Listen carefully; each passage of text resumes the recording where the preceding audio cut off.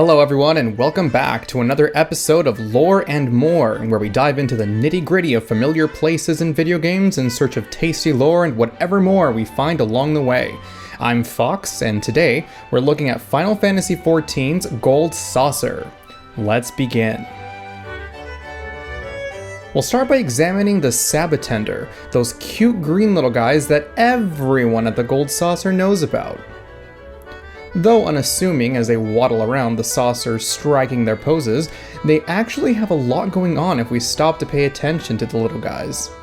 For example, if you've been to the round square waiting for the Leap of Faith or Cliffhanger gates, you'll likely have noticed this guy.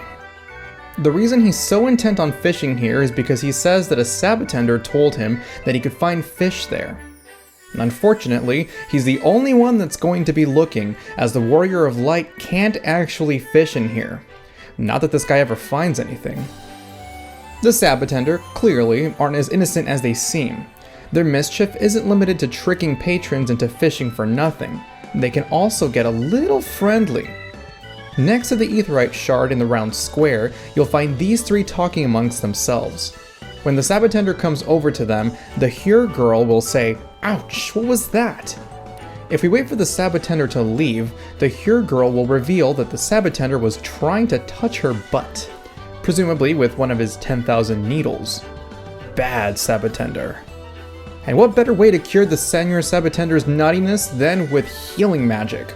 You can actually cast regens and shields on the Sabotenders, and those regens and shields will stay as buffs for the normal duration of the spells. Why we can do this? I don't know. Though they don't seem to mind you doing it. But unfortunately, like their habits, their HP doesn't change. Another interesting note on the Sabotenders is that they emote just like Lalafells. In the round square, you'll find one using the same me emote. If you head over to Wonder Square, you'll find one using the cheer emote, the psych emote, and the congratulate emote with the Crystal Tower Strikers NPC, and using the kneel emote when he passes by the Gatekeeper girl. On the second floor, you can see a Sabotender emoting in front of the Manderville statue using the Lalafell laugh emote and the happy emote. Maybe it's just a bunch of us Lalas in those suits. What secrets are they hiding? We'll have more on this later. But for now, let's look at something a bit larger in the Gold Saucer. The owner himself, Mr. Manderville, who also plays an interesting role around the saucer. As you walk around and participate in the various events, you'll likely come across a few NPCs that have more than a passing interest in the man. On your way to the Mahjong tables on Wonder Square's second floor, you'll come across the giant golden statue of Manderville. That in itself is worth admiration. You won't be the only one admiring its size, though. If you speak with Raymino, he'll tell you that sometimes he thinks that the owner stationed him there just so he'd be forced to ever gaze upon the Battle of the Bulge being waged beneath that shimmering statue's small clothes. Across from Raymino, you'll find other admirers of Manderville's assets. Over their teas and desserts, one lady remarks that it's quite the statue. The other responds by saying that it's rumored to be anatomically correct. It seems like the Battle of the Bulge wages on at this table as well. Not everyone is a fan of Manderville's size, however. If you make your way to Entrance Square, you'll find a Lalafell couple by the rewards cash out. If you stand next to them, they'll comment on the fact that everything here is so massive, they wonder if the owner is attempting to compensate for something. As Raymino and the two ladies informed us earlier, however, we know that the man is no small wonder.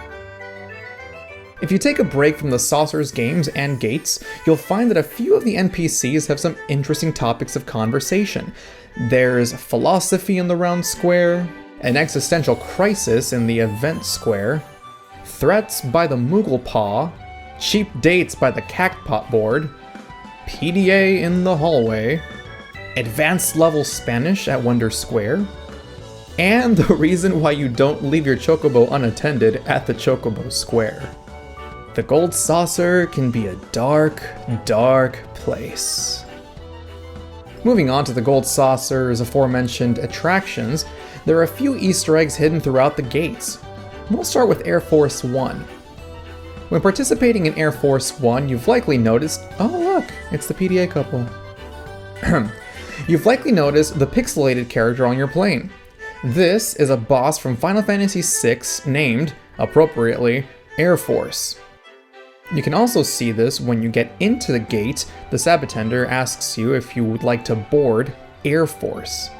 During the little bonus round, you'll see various NPC spectators cheering you on, a Sabotender among them. There is a chance, however, that instead of the expected Sabotender, you'll find our tentacled friend Ultros, asking us if we were expecting a Sabotender. Sometimes, you can even find Yoshi P. Finally, Air Force One isn't as safe as it seems. The message on the left of the vehicle, when translated from Eorzea's script to plain English, reads, "Leaning from carriage may result in loss of head." Well, it's a good thing I'm not a Lalafell. Hopping over to the Leap of Faith gate, you'll find yourself in one of two places, the sky or before a giant statue. The former is the floating city of Nîmes, located in outer Lenosha. You can actually see pieces of the flying city on that map, though you can't reach them all. Most of the places you can see in the gate, in fact, can be found in the outer Lenosha map. There's the Wanderer's Palace, Iron Lake, where the kobolds gather, the quaint little path with ruins on either side, along with the empty dirt area next to it, and the large animal bones in Upper Lenosha. The location of the other Leap of Faith map can be found in eastern Thanalan by the NPC Claudian, under the bridge between Drybone and Welwick Wood. Just like the gate, you'll find the statue, albeit missing the scaffolding that we use to collect all the trophies. Gotta hand it to them, the world really is connected. In the Minion Square, you'll find a Spriggan running around the fountain. It looks like he's just having fun, but the little guy's actually on a mission. If you go up to him, he'll eventually stop, sing, or whatever this is, at you, and scurry off. He'll stop at certain intervals and turn around. If you continue following him, he'll eventually bring you to Minion Square. Employees at the Gold Saucer are truly dedicated. And speaking of dedicated, unless you're a dedicated scholar of Eorzea's written word, it may be difficult to read the long message you see when you start a game of Lord of Verminion, since it flashes by so quickly. I've gone ahead and deciphered the text that prefaces this most glorious of battles. Manderville and Manderville, Lord of Verminion. The smaller they are. What is it that compels us to battle? The thrill of victory? The promise of glory? Or is it something more primal, more ingrained in our very being? There is only one way to find out.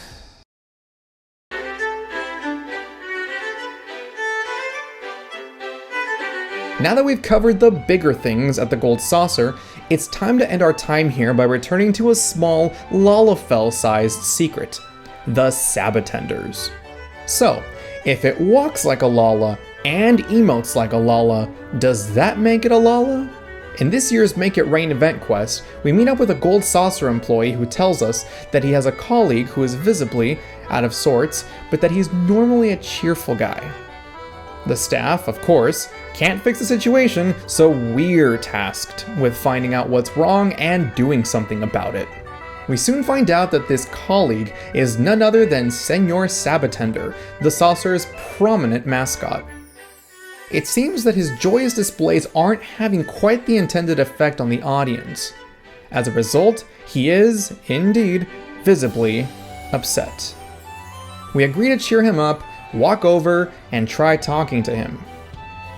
Instead of talking out in the open, however, Senor Sabotender insists that we go instead to a back alley in Limsa Lominsa before continuing the conversation.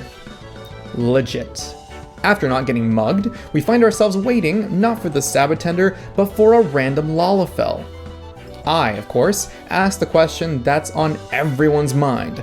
Senor Sabotender isn't a real Sabotender? only to be told that everyone knows that he isn't. That Sabotender are, in fact, Lalafells in costumes. But guests aren't supposed to know that, at least not until the saucer has secured their patronage. This secret is also why they never say anything around the saucer.